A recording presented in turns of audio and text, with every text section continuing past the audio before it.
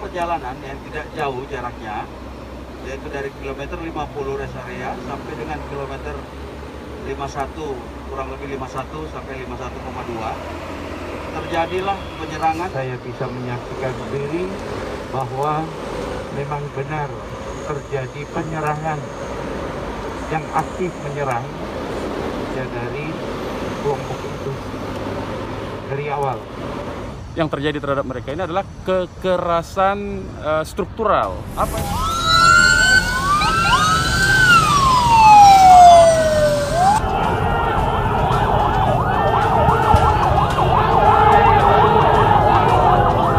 Chevrolet maju. Di mana, Ti? Posisinya, deh, posisi. Ada Avanza hitam tubruk aja. Yang tadi, plat nomor yang tadi. Udah tubruk aja, kalau misalnya ketemu langsung tubruk.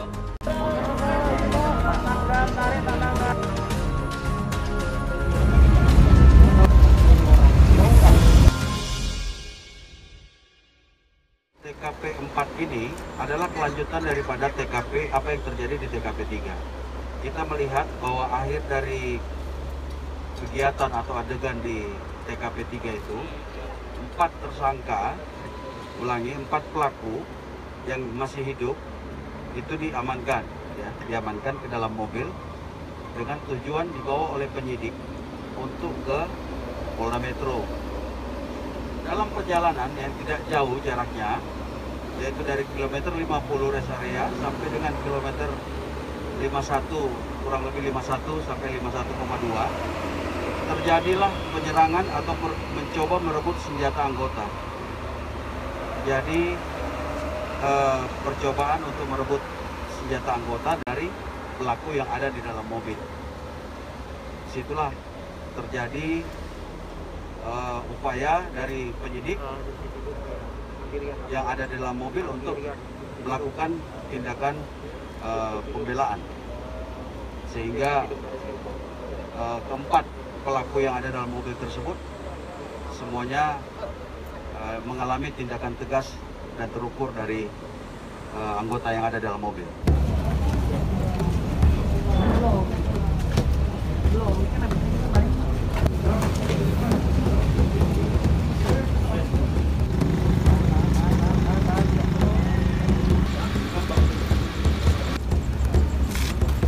Sebelum kami mulai adegan rekonstruksi,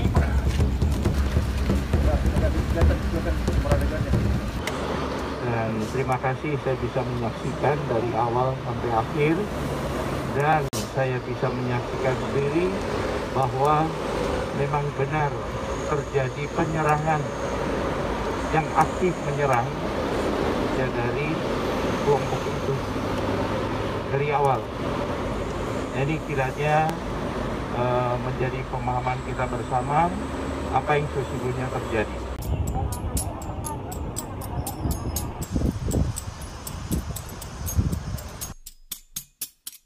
yang paling gawat adalah berupa mereka ini yang terjadi terhadap mereka ini adalah kekerasan struktural. Apa itu kekerasan struktural? Artinya ini kan terus berlanjut, yaitu rekayasa kasus terhadap mereka, ya, seolah-olah bahwa mereka ini dengan instrumen kekuasaan, dengan instrumen dan sumber daya yang ada pada kekuasaan, itu membuat mereka menjadi tertuduh dan pelaku, ya. Jadi bukan korban. Nah, inilah kekerasan struktural, di mana kasusnya direkayasa sedemikian rupa, seolah-olah, sekali lagi saya mau katakan, mereka ini adalah pelaku justru, bukan sebagai korban.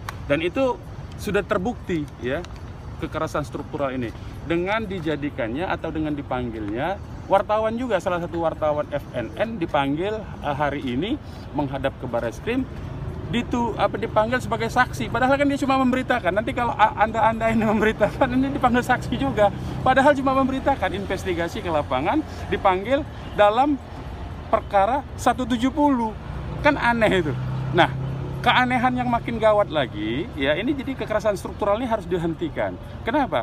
Tadi kan di awalnya dikatakan ada tembak-menembak, kemudian ada serangan, tetapi kemudian berubah ya bahwa mereka ditangkap. Setelah diinvestigasi oleh teman-teman wartawan, di sana ternyata tidak ada tembak menembak di lokasi KM 50. Kemudian terjadi serangannya di atas mobil.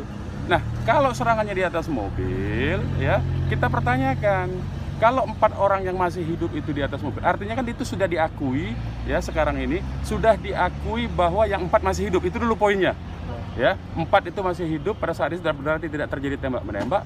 Kemudian dibawa pakai mobil, dan di dalam mobil dikatakan difitnah bahwa melakukan mencoba merampas senjata petugas. Loh, tadinya katanya ada senjata dari yang tewas ditembak, ya. Nah, jadi ini ceritanya berubah. Pertanyaan yang patut juga diajukan, berapa orang itu di mobil? Masa 4-4-nya cuma dikawal sama 2 orang saja petugas?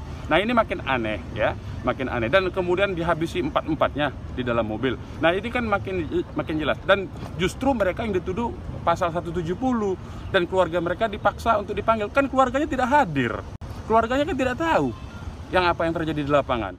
Misteri tewasnya 6 pengawal Habib Rizik di kilometer 50 rest area tol Jakarta Cikampek perlahan mulai terungkap.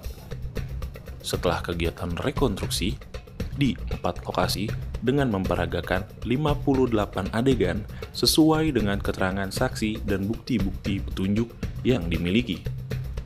Sedikit tergambar seperti apa upaya penyerangan yang dimaksud kepolisian, dan mulai diketahui siapa yang menembak mati anggota FPI. Rekonstruksi dimulai dari depan Hotel Novotel di Karawang. Lalu lanjut ke Jalan Karawang Internasional hingga gerbang tol Karawang Barat arah Cikampek ke rest area kilometer 50. Lanjut hingga ke tol Japek kilometer 51. Rekonstruksi mengajak media dan pengawas eksternal dengan menghadirkan 28 saksi dan 4 diantaranya anggota polisi korban penyerangan. Kami pun mewawancarai lebih lanjut terhadap Ketua Harian Kompolnas Beni Mamoto, satu-satunya pengawas eksternal yang mengikuti rekonstruksi dari awal hingga tuntas, guna mengetahui lebih lanjut gambaran yang terjadi di lokasi. Memang kalau melihat dari posisi duduk sendiri, ya, 3 di belakang, 1 di tengah di apit, itu memang sangat berdesak-desakan, ya, dengan mobil yang kecil seperti itu. Nah, itu memang ketika anggota dicekik dari belakang, kemudian dijambak rambutnya, kemudian senjatanya mau direbut, ya kebayang nggak kita posisi ke depan. Sehingga untuk melumpuhkan ini di belakang, posisi tembaknya kan kita bisa perkirakan sendirilah itu. Nah, kemudian soal versi, wajar juga. Itu baru 2, mungkin ada 3 atau 4 versi bisa. Tapi pertanyaannya adalah, versi itu berdasarkan data akurat, data yang valid atau tidak. Kalau tidak, ya itu namanya ngarang, kan gitu. Dan ini yang saya lihat yang terjadi ya lebih kepada pembentukan opini. Jadi begini, kembali pengalaman saya, ya. Pengalaman saya, saksi itu mereka yang melihat, mendengar, mengalami.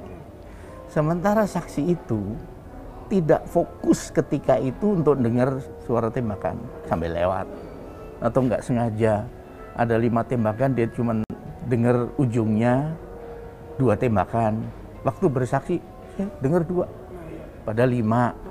Inilah yang kemudian nanti seperti puzzle, ini kemudian nanti menjadi satu gambaran peristiwa yang utuh. Itu ya, yang pertama tentunya kita berangkat dari rilis Kapolda, ya.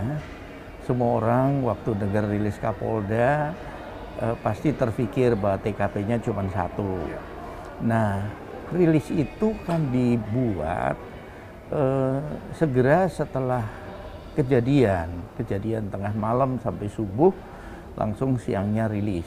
Berarti belum mendengar keterangan saksi-saksi. Nah, rekonstruksi dilakukan setelah mendengar saksi-saksi.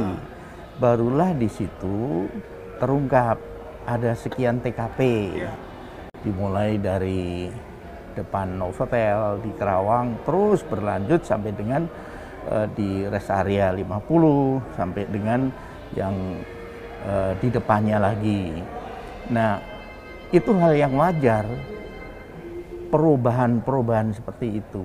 Contohnya sekarang habis rekonstruksi kemarin, kemudian ada kesaksian baru yang perlu kemudian dilakukan rekonstruksi lagi. Itu hal biasa, itu namanya progres penyidikan, karena rekonstruksi itu bagian dari penyidikan.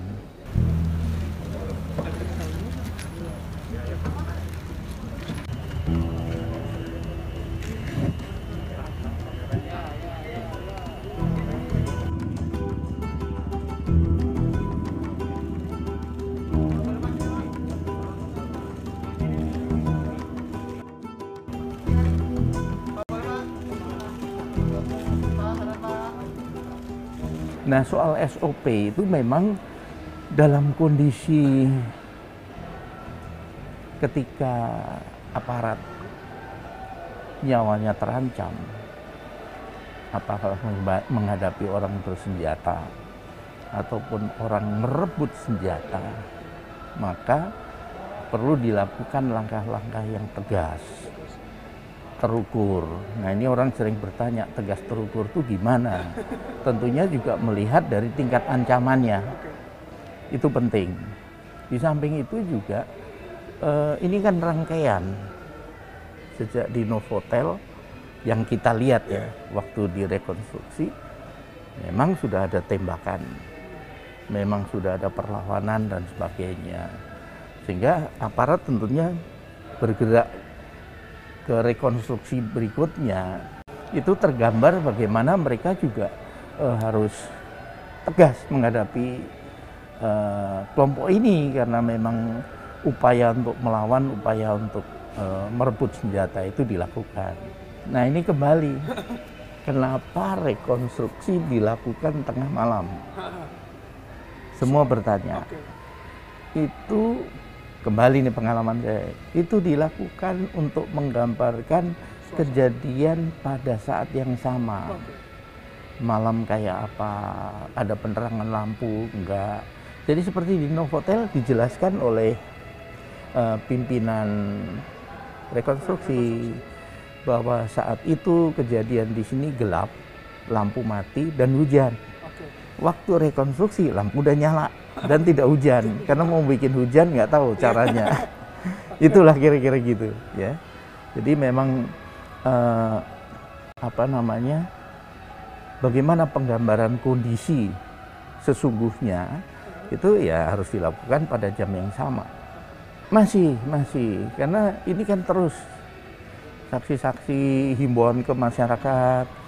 Makanya kenapa Kabareskrim menyampaikan kami terbuka kalau ada masukan dari masyarakat, dibuka hotline-nya, karena kita tahu peristiwanya malam hari, kemudian saksi bisa ada yang tidak ada di situ duduk atau berdiri, tetapi lewat.